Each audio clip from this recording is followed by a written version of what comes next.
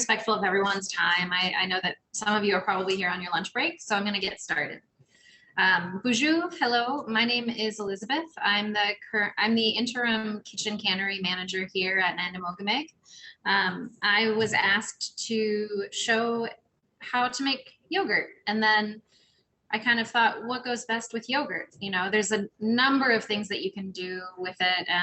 And I'll kind of I'll speak to that at the end of the class. But for now, we're just going to do a yogurt and granola parfait. So I'm going to take you through that.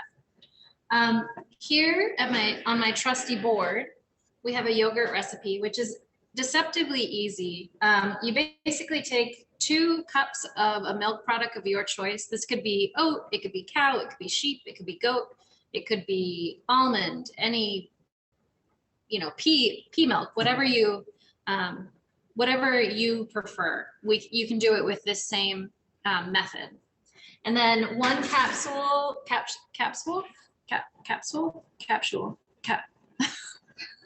Sorry, my brain broke a little bit. 1 capsule of live probiotic. You want to make sure that it is a live probiotic because that's what's going to create the culture for your yogurt. So not any probiotic will do. I have had good luck getting a live probiotic at Walmart, and they're approximately $25 for 1 bottle, which is 30 pills. And so it can be a little bit spendy. So one of the alternatives to doing that is that if you have a live culture yogurt kicking around your fridge, you can just take a tablespoon of that and add it to your milk product as you cook it. So you don't necessarily need a probiotic, but it's more reliable to have a probiotic to create the culture that you want. So I'm going to start with the milk yogurt, and I'm showing you 2 different ways because not everyone has an Instapot at home, but most everyone has like a radiator or a heater or a furnace or something like that. So I'm going to show you how to make a whole milk yogurt in an Instapot, and then I'm going to show you the steps to make an oat milk yogurt with a cooler and a radiator. Okay, so let's get started. So right here I have my whole milk. This is 2 cups of whole milk. This is 1 cup of oat milk, and these are my probiotics. So what I'm going to do right now is I'm going to take 2 cups of whole milk, put it directly into the insert of the Instapot. So there's nothing else in there. It's just the insert and the milk. And then what you want to do is you want to put your lid on, turn it, and then there's a little valve on the back, and you want to just make sure that it's to the sealed mode. You don't want it to vent. And then up front, you'll see that there's a yogurt button over here. So you'll press that, and then you'll keep pressing until it says boil. And then you'll press, let's try that again. And then you'll let that boil. This will take about 30 minutes, and this is basically what it's doing is it's bringing it up to a scalding temperature. And the scalding temperature is breaking down a little bit of the proteins in the milk to make sure that the probiotic can then react with it. And so we'll just let that go for about 30 minutes. And in the meantime, I'm going to show you how to do the oat milk. So the oat milk it's not any more difficult. It's just a couple more steps. So you take your oat milk into a heavy bottomed or, just like a little saute pan, something that you maybe cook rice in or pasta or anything like that. It doesn't have to be fancy. So you'll just take this in or dump this in there. And you want to heat that up to 110 degrees. So we have a digital thermometer here at the cannery, but you can also use just a manual thermometer. You could potentially use a candy thermometer. A meat thermometer will not work. But if you need a thermometer, please just let me know and I can have one available to you. At home, this process will probably take maybe 10 minutes, but here it's going to take like 2 minutes just because it's such a small amount and because the BTUs here at the cannery are so high. So when you're at home, if it's taking a little bit longer, then that's totally fine. Don't be concerned. And you also want to make sure that you go low and slow rather than ramping it up, because you don't want to break down the proteins in the milk and you don't want to burn it. You know, you don't want burnt yogurt.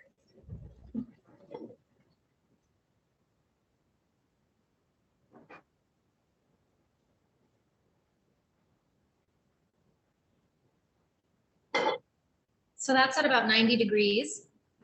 And what we'll do when we're done is we will take it and put it in a jar like this.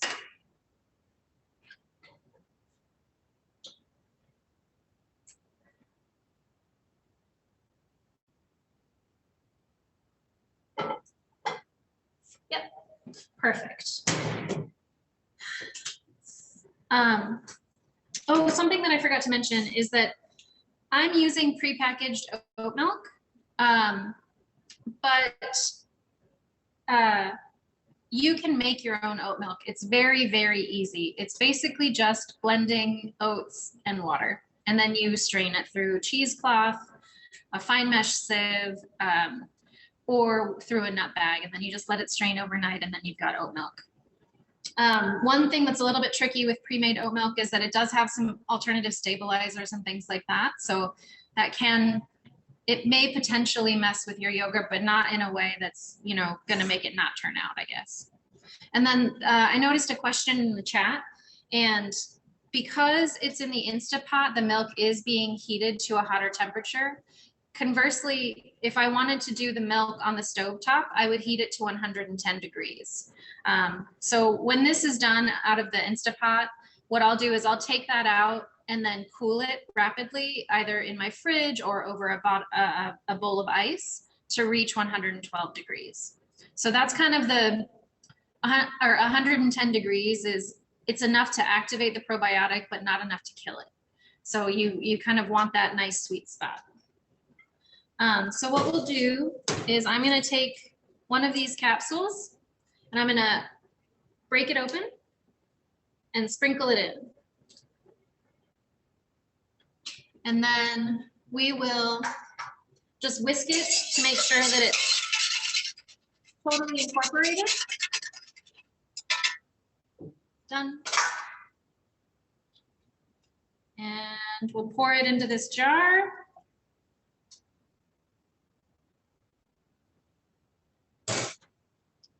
We will put a lid on it, wrap it in a couple towels. You want to move quickly at this point because you don't want it to lose too much heat, because you are going to let it ferment overnight. And so just wrap it in a few towels. And then what I've got over here is one of these handy dandy Fond du Lac coolers. And I've loaded it with towels to help insulate it. And so what I'll do is I will nestle the yogurt into the base. So the yogurt's right here, and I'll just nestle it in there. And then I'll put a lid on this, seal it, and then put it in the warmest part of my house. Let that ferment for 8 to 12 hours. You can even let it go overnight, but you want it to kind of hold at a temperature between 90 and 100 degrees so that it can become cultured. And one thing that you can do just to make sure is you can put in your thermometer in there and just kind of check it throughout the night, or, you know, just make sure that the temperature that you're holding it at is actually appropriate. So the oat milk yogurt is done and set. The Instapot yogurt, or the Instapot milk, is still cooking. So I'm going to take this time to show you how to make granola. Are there any questions so far about the yogurt that I haven't touched on, or anything that's coming up for you?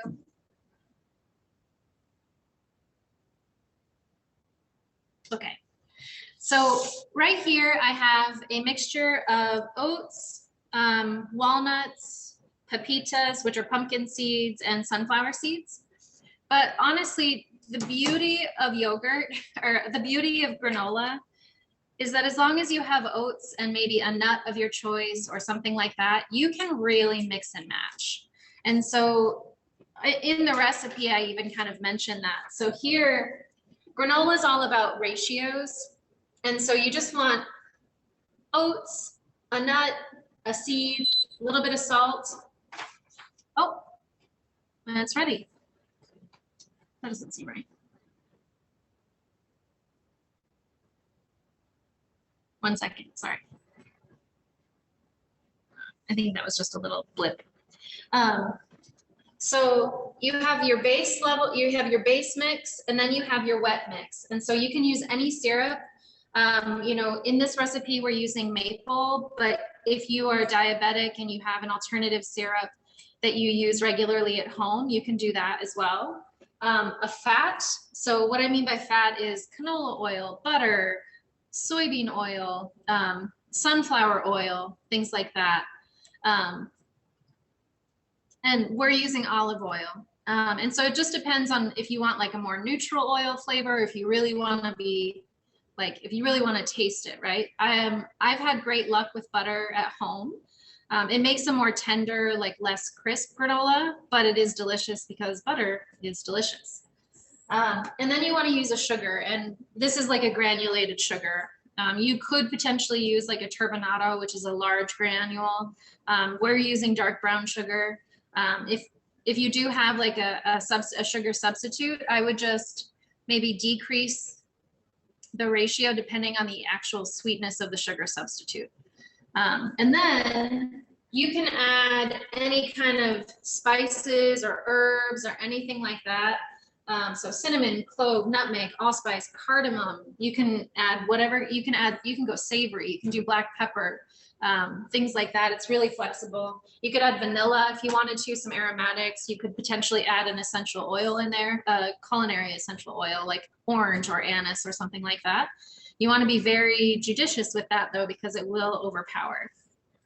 And then at the end, you can add coconut, dried fruit, chocolate chips. You can add a different kind of nut. You can add, you know, banana chips. You know, it's really, really amazing how flexible it is. Mandy, I saw some questions. They're not coming up on the screen. I'm sorry. Do you mind translating those? Sure. Well, there was one from the milk on the oat milk. Like if the milk in the cooler does drop in temp, then what would you do? Back to the stove, and then. But that was pertaining to yogurt. And then there's one about why do you need both sugar and syrup for the granola? Oh, okay. I'm sorry. Can you repeat the first questions? If the milk in the cooler does happen to drop in temperature, then what would you do? Go like back to the stove? Yeah, you would want to heat it back up. But Okay. at this point, you would bring it up to a lower temperature. So this is ready. So what we're going to do is we're going to take the lid off.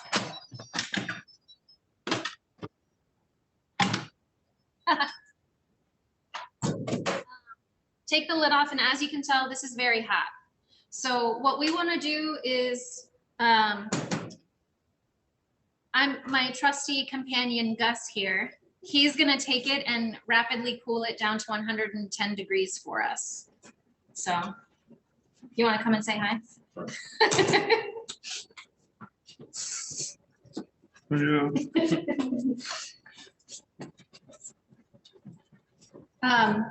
One of the reasons why you want 2 different kinds of sugar is it will create an end product that is a little bit crisper, and it will have like more dynamic quality to it.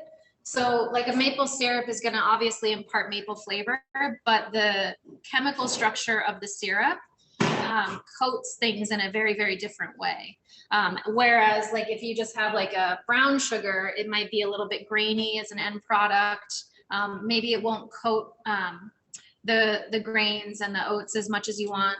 I forgot to mention that as well as oats, you can use like, I would highly recommend throwing in amaranth, which is plentiful here. You can throw in millet. You can, I've had great success with adding quinoa. And so that also like adds protein in a really great way as well, if you just kind of want to, you know, pack it in there. cooked keto? It would be both. Thank you for asking that. The alternative grains would be raw, just like the oats. Yeah. Okay. Have I answered all the questions so far? About the drop down? Yeah. Did I answer the question to your liking as far as the drop in temperature for the cooler? I think so, just so reheat it up, just not that high. Yeah, you don't want to heat it up too high because the probiotics are now in there. So instead of bringing it all the way up to 110, you would put it in a water bath, which a water bath is basically you take your pot and you fill it with water, and then you put it over the heat, and then you bring that up to a warm temperature, you know, maybe 150 or so. It's imprecise. And then you can put your yogurt back in there. And then you'll turn it off the heat and just let it slowly come to temp. Sounds good. So for the granola, we have the oats, the walnuts, a couple seeds, like the pumpkin seeds and the sunflower seeds. We're gonna throw that in there. And then I've got in here, I've got my olive oil, my maple syrup, and my brown sugar, which again are my syrup, fat, and sugar. And then I've also added just a little bit of salt in here. The salt just helps bring out the flavor. Yeah. And so then what you're gonna wanna do is you'll mix all this together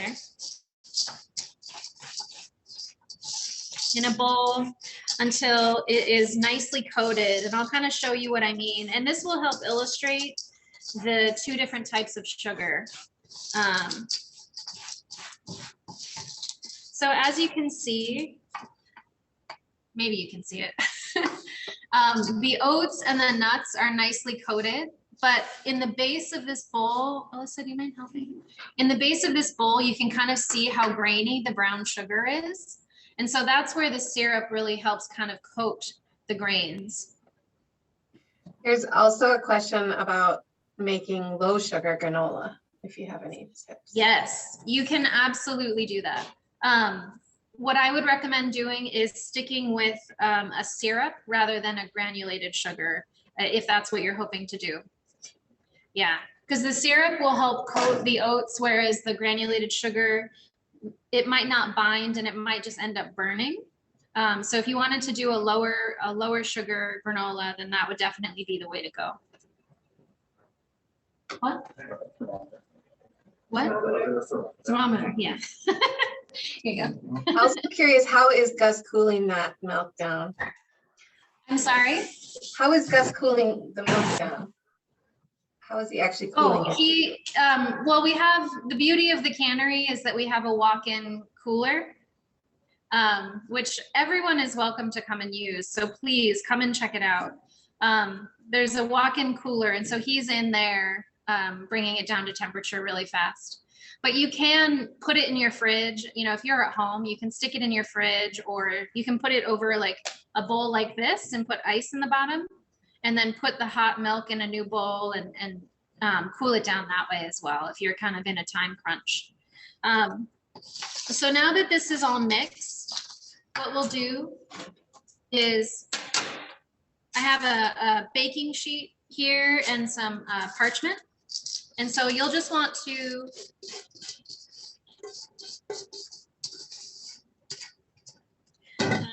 pour that out and lay it as flat as you can, so that you get even baking. And you kind of just want like one even layer as best as you can. So it kind of looks like that, right? It's the oats and the nuts and everything are just like that. And then what you'll do is you will put this in the oven for at 350 for about 10 minutes, and then you'll check on it. And then when you check on it, what you want to do is kind of stir it so that it doesn't burn on the bottom and everything is getting evenly cooked. And then you also want to make sure that you rotate it. And so what I mean by that is, like, when you stick it in the oven and it's facing you, when you go to pull it out, you'll kind of turn it around and do that, because most home ovens, and even here, you know, we have a convection oven which has that fan, but it's uneven baking. And so you just want to make sure that all of the good like sugar bits and oat bits and stuff are getting evenly caramelized. And then once that is baked and cooled, you can add your additional ingredients. So there's some toasted coconut here and some cranberries, and you'll mix that in. And if you want chocolate in there, now's a good time to put it in there. If you want to do something else, now's a good time to do that. The finished product should look like this. So it's like, you can kind of, it's actually like really satisfying, the sound that it makes. I don't know if you can you put the spoon in there? I don't know if you all can hear that very well, but it's really satisfying because it's nice and crunchy and crisp, and everything is nicely toasted. And I've gone and added some coconut and some cranberries to this one as well. While Gus is bringing that down to temp, are there any other questions? I'm kind of blazing through this, so my apologies on that.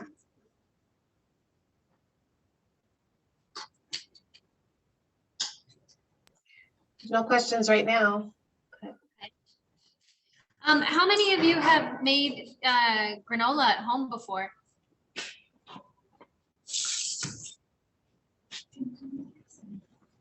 You can feel free to go off mute if you want. We got a couple people raising their hands. One. Thank you. Gus has saved the day. So this is now 110 degrees. It still is just the milk.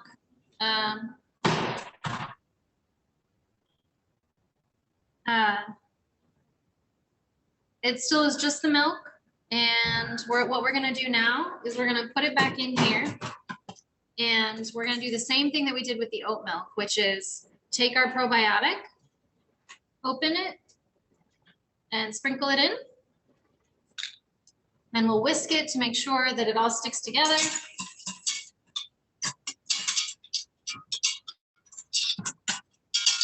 Okay.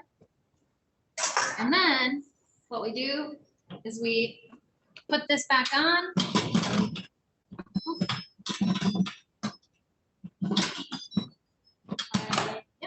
Okay, user error there. Again, you want to set it to sealing as far as the vent is concerned. And then let me just check my, yep. So then you'll hit the yogurt button again, and you will set the time. So you can set it for 24 hours, but I recommend, you know, I made a batch a couple days ago just to test it out and make sure that everything was copacetic. And so I would recommend starting at 12 hours. So that's what you do. And then you can leave it and go about your day and come home to it at the end of the work day. It's very easy to do in an Instapot. And what I want to show you now.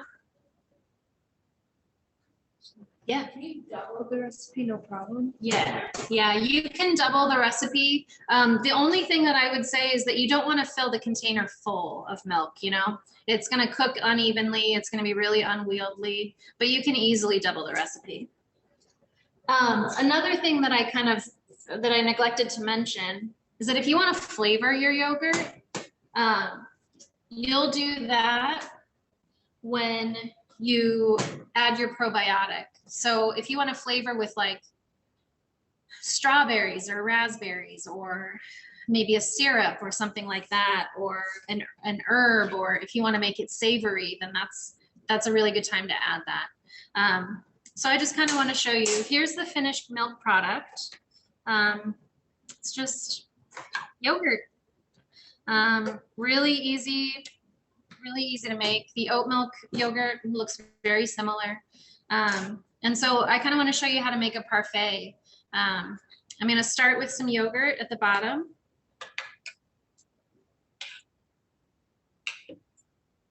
We do have a couple of questions as well. I don't know if you want to take those now or after. Yeah. Yeah, go for it. Well, we did have a question. I think it was back right when you were wrapping up the granola. An individual was wondering about recipes for granola. Oh, yeah. Recipes to share. Yes, we can definitely share recipes, and recipes will be posted with the YouTube link as well. It's Okay. posted on our Facebook. And it's posted on the FDL Facebook as well. But yes, Okay. we can definitely get you recipes. Great. If you feel comfortable either direct messaging Mandy or putting your email in the chat, then we can make sure that we get that to you. Yep. And then another person is asking, does this yogurt need to be drained to make thicker consistency, like Greek yogurt or cheese? Yeah, you can definitely strain this and make a thicker yogurt. And to that point, one of my favorite snacks of all time is a Greek cheese called labna. Basically, it's taking Greek yogurt and straining it until it dries out, and it's a fresh cheese. And the way that I like to eat it is on a pita with labna, mint, olives, a meat of some sort if that's what you're into. If not, like some veggies like cucumber and tomato, and it's so good. It's like crisp and refreshing and just delicious. So back to the parfait. Sorry, I was just thinking about the pita. Yogurt. I'm a really big fan of granola, so I like a different ratio than most people. So I like to put a fair amount of granola in there. But I would say, half a cup of yogurt, quarter cup of granola. And then we've got some frozen thawed berries here. These are just the Wyman's. They're the mixed berry, but you can add fresh for sure.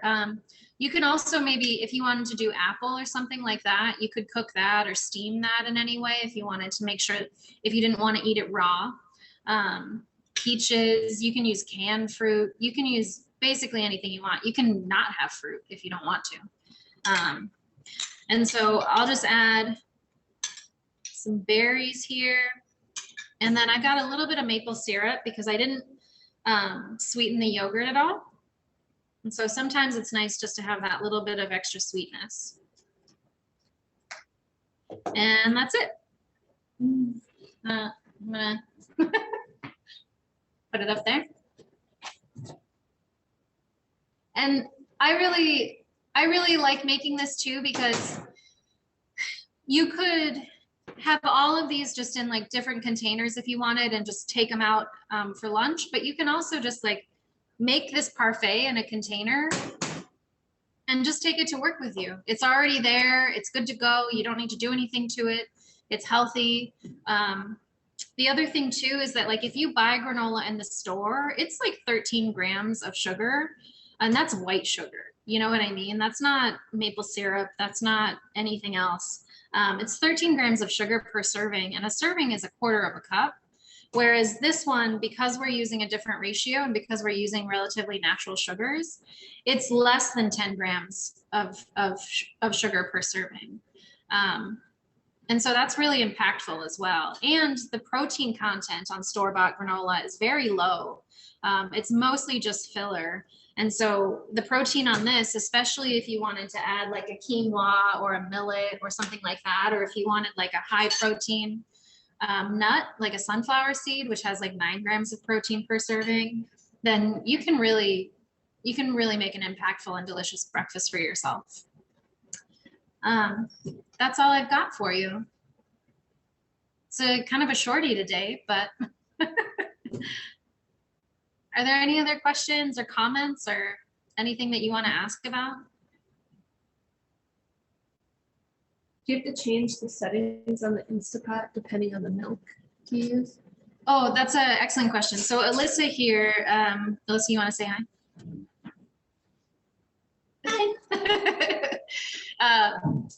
She asked a question about changing the settings if you're using a different milk, and the answer to that is no. Instapot usually it just has the yogurt setting. Yeah, so you can just use that button for whatever milk you're using.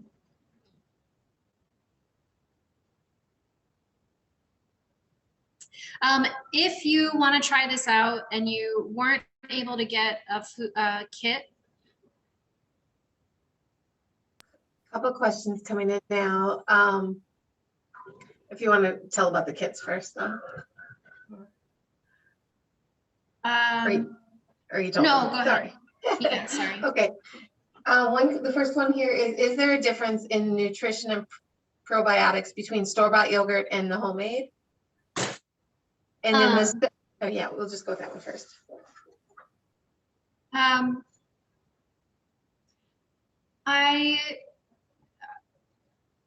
I just want to clarify. So are you talking about like a store-bought yogurt versus using a probiotic in homemade yogurt?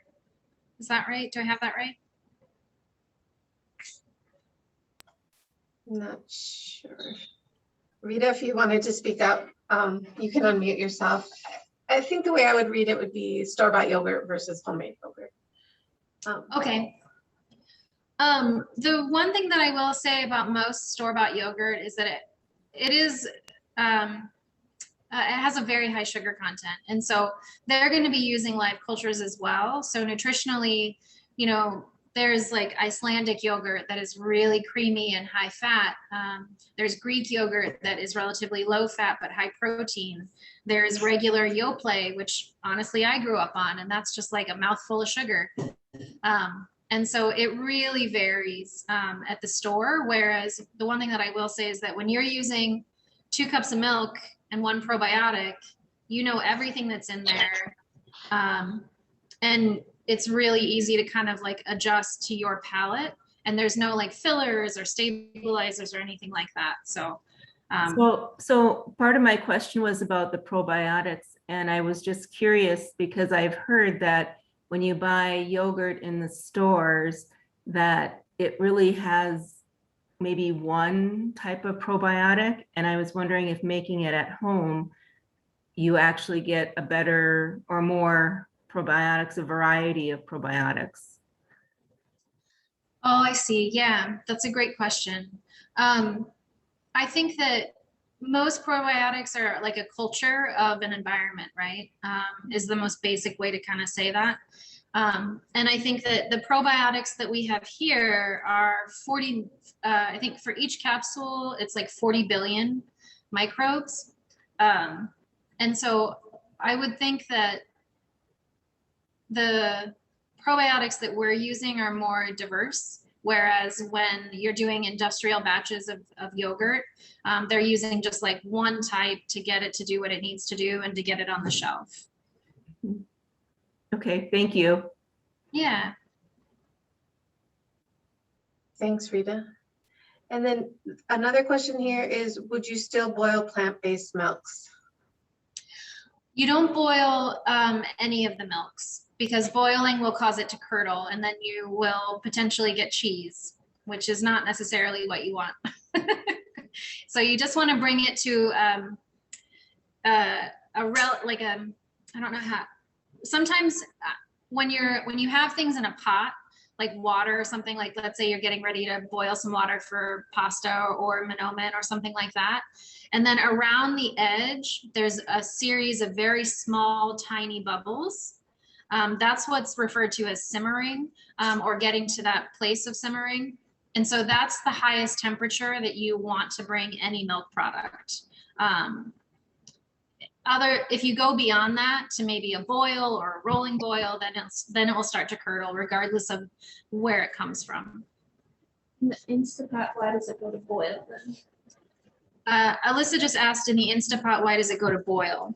I think that boil is an indication of temperature rather than an actual like movement, if that makes sense. Water boils at a temperature of taking me back to culinary school. Water boils at a temperature of like 212 or 221 degrees. Yeah. So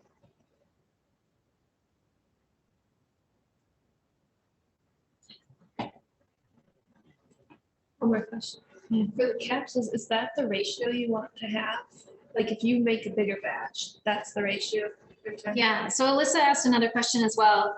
As far as the ratio for probiotic to yogurt, this is a very good, easy to make ratio. So if you're at home and you go into the fridge and you're like, shoot, I only have like a half a capsule, or I only have a cup of something, or I have 2 cups of something, but I only have a half a capsule, that's totally fine. You can still kind of make it work.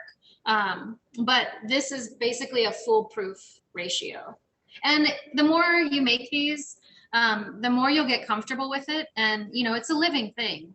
And so you'll be able to kind of see it and understand it. And, you know, not all milk is the same. You know, I don't know, you can go to the grocery store and buy 3 different half gallons of organic milk and have them all taste a little bit different, have them all act a little bit different. They have different fat ratios by and large. There's a margin of fat that's acceptable by the FDA when it comes to milk after stuff like that. So, Mandy, I think that there were a couple questions that I missed. That was the one about the boiling, and then there's a comment here that just talks about that they think it depends on the brand as far as the probiotics. Some use more bacteria varieties than others. Yeah, absolutely. And I think we covered the other ones. Someone said they really liked Caitlin said she had a chance to sample your granola and it was delicious. Oh. Yum. Yeah. Yeah. Okay. Well, you know, I'm here at the cannery Monday through Friday. And then I'm also available via phone or email. And so if you want to come in and either look at the facilities or ask some more questions or try out a yogurt here or try out a granola here or whatever you'd like, just let me know and I'd be happy to make that work for you. Yeah, thank you so much for coming. This was my first class and I feel really lucky. So